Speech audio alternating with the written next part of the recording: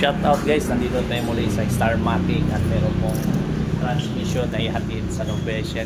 Interviewin din natin si Sir John kung ano po yung naging issue sa transmission ng Fortuner na ngayon ihatid doon at ikakabit po sa lugar po ng Novecia, Japan. Yan, meron na naman tayong ihatid ng transmission sa Novecia, Japan.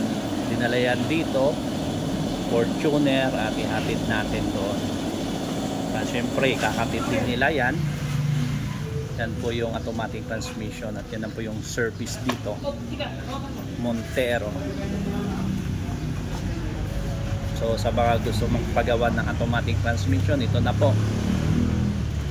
Yan.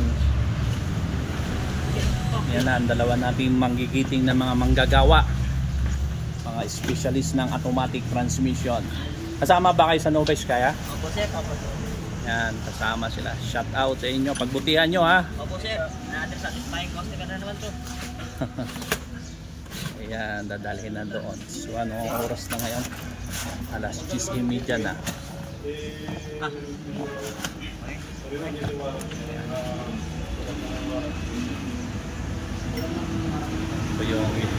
Good morning. So saan natin dadalhin itong transmission, Sir John? Ano nga naging issue nitong sasakyan na to, yung kanyang transmission? Ayun, magandang araw sa ating lahat, mga minamahal na followers, subscribers natin, mga supporters. Ito mga kamatik, dadalhin po natin itong transmission sa Japan, Nueva Ecija. Transmission po ito ng Toyota Fortuner na kung saan wala po siyang drive.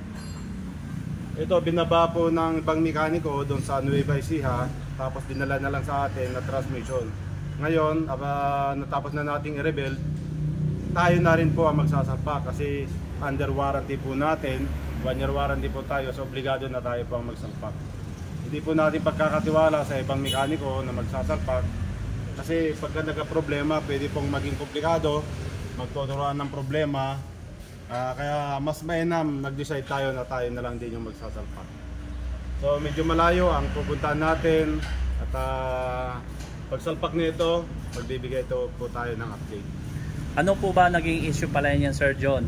Ito sir, ang naging issue nito, wala po siya drive. Yung binuksan natin? Nung binuksan natin, nakita natin yung kanyang forward drum basag. Kung maaalala po natin, yung unang ginawa natin na Fortuner at saka ng Innova, same issue lang po sila. Yun, so pinalitan natin ng forward drum, pinalitan natin ng rebuilding kit, saka ng mga o-ring, ng mga rubber, pinalitan po natin para solid po yung pressure at hindi siya magkaroon ng kalitan. So, Sir John, ingat po kayo doon, Sir John. God bless po.